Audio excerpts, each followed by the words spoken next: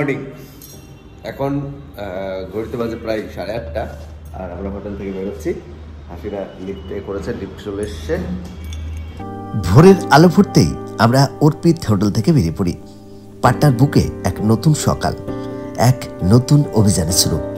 हम लोग जाएंगे अभी नाश्ता पानी करने और बिहार का जो नाश्ता पानी का जो सिस्टम है, कैसा खाना देता है, सब आप लोगों को दिखाएंगे। हम पटना सिटी में है, पटना सिटी में है इसलिए हम लोग हिंदी बोलते हैं। चलिए निकलो।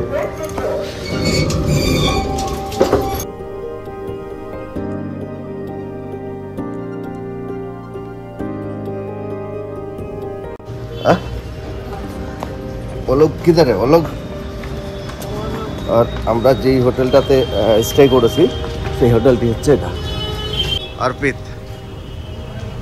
আর এই হচ্ছে সকালবেলার পাটনা, 8:30 বাজে।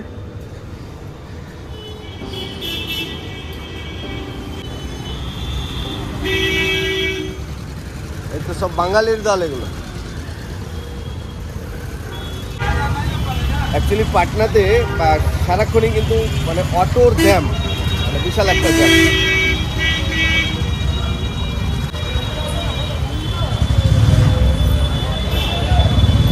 কালকে আসার পরে বৃষ্টি পড়ছিল করে, সেই কারণে আমরা সেরকমভাবে বেরোতে পারিনি। আর আজকে আমরা এখন বেরিয়েছি তো একেবারে প্রখর রোদ, রোদে তো ঘোরা যাবে না মনে হচ্ছে কোথাও। পাটনার পার্ট 2 ভিডিওতে আপনাদের স্বাগতম জানাই। আমরা যাচ্ছি এখন পাটনার একটি ঐতিহ্যবাহী জায়গা গোলঘর। আর এখান থেকে আমরা স্টেশন চত্বর থেকে আমরা এখন নেব একটি অটো, মানে টেম্পো, এখানকার ভাষায় বলতে গেলে টেম্পো থেকে আমরা যাবো গোলঘর। গোলঘর যাएंगे, গোলঘর জানা है? और गोलघर गांधी मैदान से उतरने के बाद नहीं, छोड़ दीजिए, जाइए गोलघर जाएंगे। हाँ, कितना रुपए लेंगे? कितना रुपए? 20 रुपए। चलो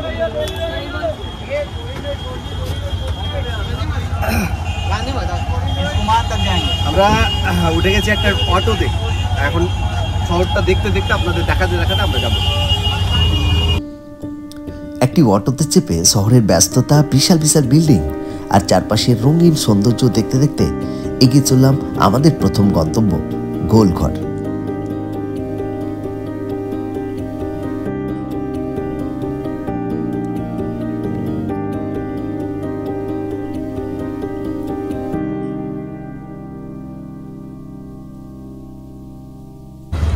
बस আমরা পৌঁছেই গেছি গোলঘরের কাছে। हाँ, ये हो गया टिकट काउंटर, ये हो गया आपका टिकट काउंटर। वाह, मिल गया। बस আমরা একেবারে চলে এসেছি গোলঘরের কাছে। আর এখানে দেখতে পাওয়া যাচ্ছে টিকিট কাউন্টার আছে। টিকিট কাটার জন্য হাসিনা দাঁড়িয়ে গেছে। क्या है टिकट घर गोलघर का? कितना है एक आदमी का? 10 रुपए और लिखा हुआ है। प्रत्येक जনের टिकट 10 টাকা করে।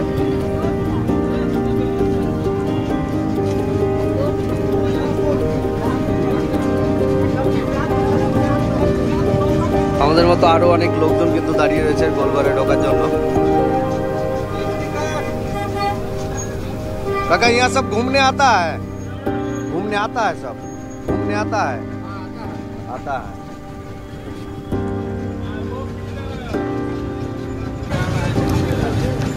ये हो गया गोलघर का टिकट, ये हो गया पर हेड 10 रुपए करके लिया है। सब 25-30 को अंदर घुसा और सब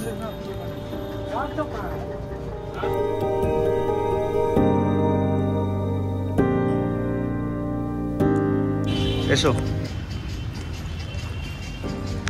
আমরা একেবারে ভেতরে চলে এসেছি গোলঘরের। আর বিশাল উচ্চতা সম্পূর্ণ একটি গোল বিল্ডিং দেখা যাচ্ছে, এটারই নাম গোলঘর। আমরা পৌঁছে গেছি পাটনার গর্ব ঐতিহাসিক স্থাপত্য গোলঘরে। 1786 সালে ব্রিটিশ শাসক ক্যাপ্টেন জন গাস্ট্রিন এর তৈরি এই গোলঘর এক সময়ে খাদ্য সংরক্ষণের জন্য ব্যবহৃত হতো। বিশাল আকারের স্থাপনটি দেখেই মনে হয় ইতিহাস যেন আজও নিঃশব্দে কথা বলে চলেছে। আর এখানে প্রচুর মানুষ দেখা যাচ্ছে সব এসছেন, ঘুরে ঘুরে দেখছেন এই ঘরটিকে। আমরা পুরো ঘুরে দেখবো ঘরটির। এই যে গোলঘর, এই গোলঘর বেসিক্যালি আমাদের পশ্চিমবঙ্গের যে পার্শ্ববর্তী স্টেট, পার্শ্ববর্তী যে রাজ্য, সেই রাজ্য বিহারের পাটনাতে অবস্থিত। 1786 সালে এই গোলঘর কিন্তু এস্টাবলিশড হয়েছিল। ক্যাপ্টেন জন গাস্টিন এই গোলঘর এস্টাবলিশ করেছিলেন। এই গোলঘর এস্টাবলিশ করার পেছনে, এই যে গোলঘর দেখতে পাচ্ছেন, এই গোলঘর যে তৈরি করা হয়েছিল তার পেছনে কিন্তু প্রচুর ঐতিহাসিক কারণ আছে।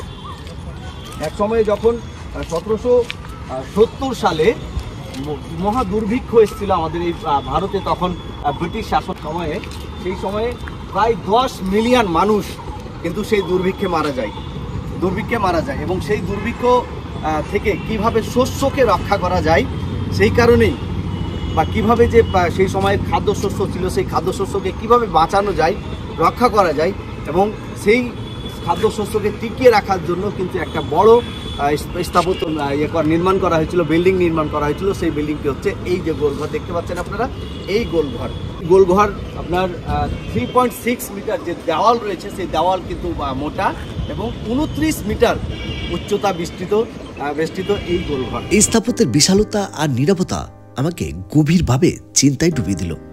সময় যেন এখানে থেমে গেছে। এই যে গোলঘর, এই গোলঘরটি বিশাল একটা জায়গা দখল করে রয়েছে, আর পাশেই আপনার প্রচুর শিশু উদ্যানের মতো পার্ক রয়েছে, যেখানে বাচ্চারা এসে খেলাধুলা করছে। একটু যদি দেখাই তাহলে ঘাড়কে উঁচু করে কিন্তু দেখতে হচ্ছে, অনেকটা উঁচু, 29 মিটার। এরকম বর্তমানে টুরিস্ট একটা স্পট হিসেবে কিন্তু চিহ্নিত হয়েছে এই গোলঘর। সেরকম কিচ্ছু নেই, ভেতরে কি আছে জানি না, তবে ভেতরে দেখতে দিচ্ছে না বা যেতে দিচ্ছে না, তবে ভেতরে কিছু একটা হবে। আমরা জাস্ট কয়েকটা ফটোশ্যুট করবো এখানে, আমি আর হাসিনা, দেন এখান থেকে বেরিয়ে আবার অন্য কোথাও যাব।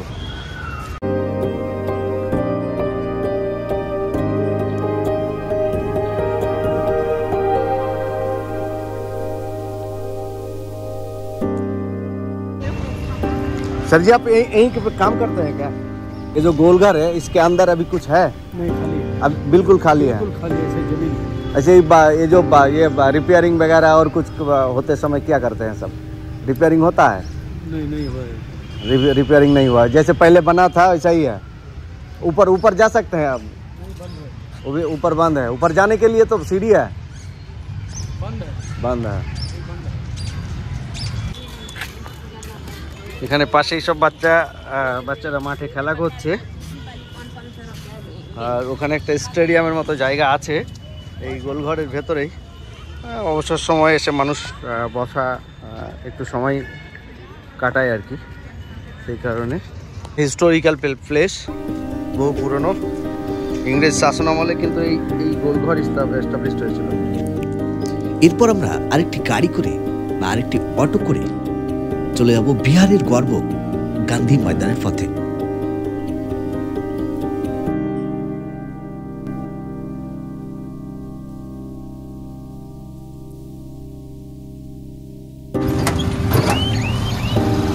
सारा दिखा नहीं, वो सारा मतलब कि देखने का क्या है, किसी कुछ भी नहीं है।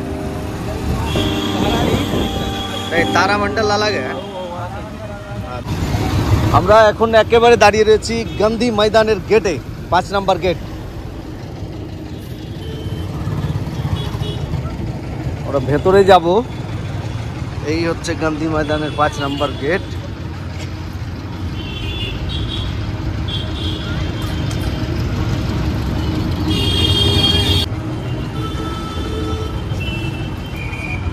ওয়াও, হাজার হাজার সব বাচ্চা এসে খেলা করছে, এখানে প্র্যাকটিস করছে। কিতনা বড় है जी, মানে এতটাই বড়, এপার থেকে ওপার কিন্তু চোখ যাচ্ছে না, মানে এতটাই বড় এই ময়দান। গান্ধী ময়দান পাটনা বিহারের একটি ঐতিহাসিক ও সাংস্কৃতিকভাবে গুরুত্বপূর্ণ স্থানে পরিণত হয়েছে। এটি শুধু একটি খেলার মাঠ নয়, বরং বহু ঐতিহাসিক ও রাজনৈতিক আন্দোলনের কেন্দ্রবিন্দু।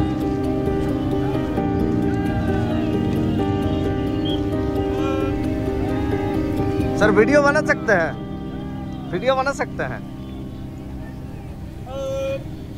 এই গান্ধী ময়দানের আয়তন প্রায় 60 একর। এটি একটি বিশাল আয়তকার খেলার মাঠ। ব্রিটিশ আমলে এই মাঠকে বলা হতো পাটনা লন্স। মহাত্মা গান্ধী, জয়প্রকাশ নারায়ণ, ইন্দিরা গান্ধী, নরেন্দ্র মোদী সহ বহু জাতীয় নেতার ঐতিহাসিক ভাষণ হয়েছে এখানে।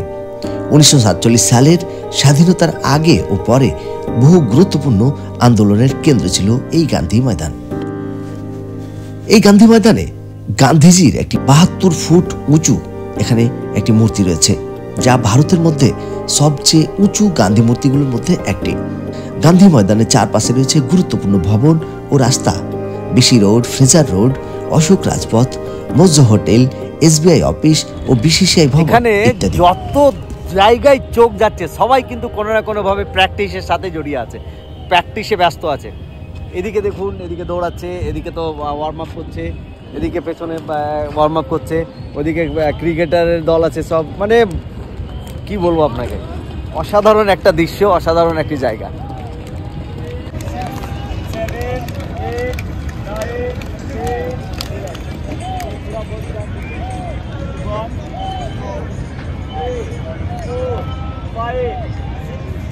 পরিচর্যায় ব্যস্ত। হাসিনা অবাক হয়ে দেখছে যে কি হচ্ছে এগুলো। হ্যাঁ,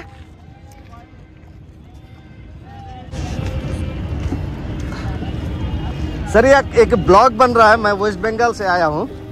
ये जो माहौल है अभी, ये हर दिन चल रहा है क्या, चलता है क्या? हाँ, पूरे साल चलता है। ये पूरे साल चलता है? पूरे साल चलता है। ये फ्री ऑफ कॉस्ट जितना सारा? फ्री ऑफ कॉस्ट नहीं है।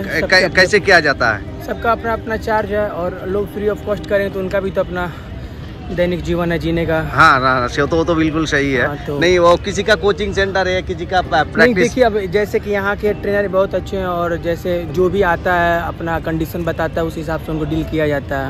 अच्छा अच्छा। जो सक्षम है उनको वो अपना दे देते हैं, जो नहीं अपना बताते हैं तो ट्रेनर लोग उनको। ठीक ठीक। आप किस चीज़ का प्रैक्टिस करते हैं? जी हम लोग बिहार पुलिस के लिए हैं। बिहार पुलिस के लिए।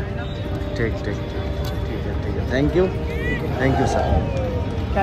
অ্যাকচুয়ালি এখানে মানে যা পরিবেশ, সেই পরিবেশ আপনি চারিদিকে দেখতেই থাকবেন। এরকম একটা পরিবেশ, সবাই প্র্যাকটিসে ব্যস্ত, কোনো না কোনোভাবে প্রিপারেশন করছে, কোনো না কোনোভাবে কিন্তু ব্যস্ত আছে সবাই সবাই।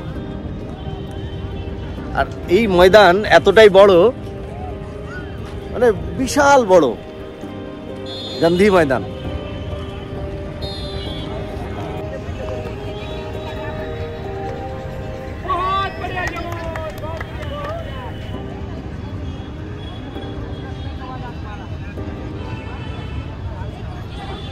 পাটনার এই ঐতিহাসিক যাত্রা যেন আমাদের অতীতের গল্প শোনালো আর মনে করিয়ে দিল ইতিহাস কখনো মুছে যায় না। আবারও দেখা হবে আপনাদের সাথে পাটনার পার্ট 3 ভিডিওতে। আপনারা ভালো থাকবেন, সুস্থ থাকবেন। আজকের এই ভিডিওটি আপনাদের কেমন লাগলো অবশ্যই কমেন্ট বক্সে জানাবেন। ভালো লেগে থাকলে চ্যানেলটি ফলো দিয়ে সাথে থাকতে পারেন, অথবা ইউটিউব চ্যানেলটি সাবস্ক্রাইব করে সাথে থাকতে পারেন। আবারও দেখা হবে অন্য কোনো সুন্দর ভিডিও নিয়ে। ভালো থাকবেন সকলে, সুস্থ থাকবেন।